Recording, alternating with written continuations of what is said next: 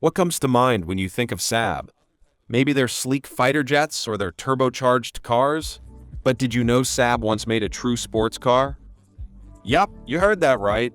It was called the Saab Sonett, one of the most interesting cars to ever come out of Sweden. Built in three versions between 1955 and 1974, the Sonett wasn't just about speed, it had style and ambition. Saab first designed it as a lightweight race car to compete in European racing, but when the rules changed, they scrapped the project. Sounds like the end of the road, right? Well, not quite. The Sonett found unexpected love from everyday drivers. Saab brought it back with new designs, but challenges like stricter emissions rules and dropping sales eventually stopped its production. Yet, this quirky car, with its bold fiberglass body and shared parts from the Saab 93, 95, and 96, left a lasting impression. So, what made the Sonett so special? Back in the 1950s, Saab created a little sports car that was so unique and ahead of its time, people couldn't help but notice. They called it the Saab Sonett, but don't let the fancy name fool you. It wasn't inspired by poetry. Instead, it came from the Swedish phrase hard to pronounce Sntt denar, which means how neat it is. And honestly, that's the perfect description for this incredible car. The story of the Saab Sonett begins with Rolf Meld, a Saab engine developer and racing fan. In 1954, he had a bold idea: build a two-seat roadster that could dominate the racetracks. At first, Saab wasn't convinced, so Meld started working on the project himself. By 1955, he had a prototype ready, which he called the Saab 94. Saab's management eventually gave him the green light, and together with designer Sixten Sassen, they got to work. The first Sonett, later known as the Sonett I, was packed with cutting-edge features. It had a super light aluminum chassis that weighed just 154 pounds. Instead of using a heavy tubular frame like most sports cars at the time, they riveted metal panels together, just like building an airplane. To keep the car light, they used fiberglass for the body, which was groundbreaking back then. The entire car weighed just over 1,300 pounds. Under the hood was a 0.748-liter three-cylinder, two-stroke engine with 57 horsepower. Now, that might not sound like much, but for a car this light, it was enough to reach a top speed of 120 miles per hour. The engine, borrowed from the Saab 93 saloon, was mounted behind the front axle for better weight distribution. They even reversed the engine's rotation to make it fit a clever trick that showed Saab's innovative thinking. The Sonett I debuted at the Stockholm Motor Show in 1956 and turned heads immediately. It was small, sleek, and built to race. Saab had big plans to produce 2,000 units for the European race circuit, but fate had other ideas.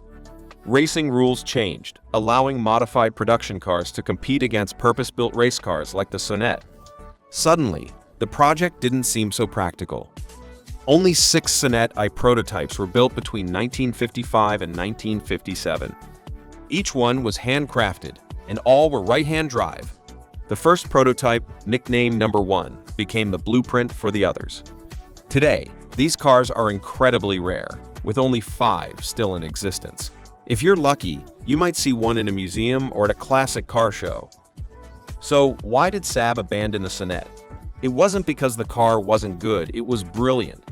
But with changing race rules and limited demand, Saab shifted focus to making performance versions of their production cars, like the Saab 93 GT 750. Still, the Sonett left its mark as a bold experiment that proved Saab could think outside the box. Moving on, we have Saab Sonett II, the car that truly brought Saab's race-inspired dreams to life. Introduced in 1966, this two-seat coupe was Saab's second attempt at a sports car, and it had some impressive tricks up its sleeve. Curious about what made it special? It had a fiberglass body mounted on a sturdy box-type chassis. This kept it super light, which is a huge advantage for performance. The entire front section of the car's hood was hinged, so it flipped forward, making it easy to get to the engine, transmission, and suspension. The early Sonett II models came with a 0.841-liter, three-cylinder, two-stroke engine. This little powerhouse produced 60 horsepower, which might not sound like much today, but for a car that weighed just over 1,500 pounds, it was plenty to have some fun. The Sonett II could go from 0 to 62 miles per hour in about 12.5 seconds and hit a top speed of 93 miles per hour. Not bad for the 1960s. The two-stroke engine had one unique feature, a freewheel system. This meant the engine could disengage from the wheels when coasting, which helped protect the engine from wear and tear. Drivers could even switch the freewheel on and off while driving using a small handle near the throttle pedal. By 1967, U.S. emissions regulations became stricter, making the two-stroke engine a no-go. Saab built 258 Sonett IIs with the two-stroke engine and about 1,610 Sonett V4s, before production ended in 1969. Despite its small production numbers, the Sonett II left a big impression on car enthusiasts. The Saab Sonett III was Saab's bold attempt to design a stylish and sporty car while staying true to its practical roots. Now, in 1970, when Saab decided to redesign the Sonett V4, they aimed to make it look more stylish and attractive. Italian designer Sergio Coggiola was the first to work on the design, but later, Saab's Gunnar A. Sjögren took over to ensure the new look matched the car's existing framework. The result was a car that looked up to date while keeping Saab's unique and distinctive character.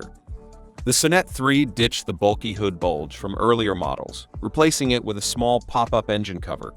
It looked cleaner but made accessing the engine more challenging. You had to remove the whole front section for major repairs. The rear, however, has a hinged glass window for easier access to the storage compartment. Now, let's talk about what powered this beauty. The Sonett III started with a 1.5-liter Ford V4 engine. This compact engine produced 65 horsepower, which may not sound like much today, but it was decent for a lightweight car like this. It could hit 0-62 miles per hour in about 13 seconds, and its top speed was 103 miles per hour, not bad for the early 1970s. Interestingly, in 1972, Saab upgraded the engine to a 1.7-liter Ford V4, which you'd think would mean more power, right?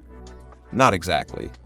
Because of stricter U.S. emissions regulations, the horsepower stayed the same at 65 horsepower.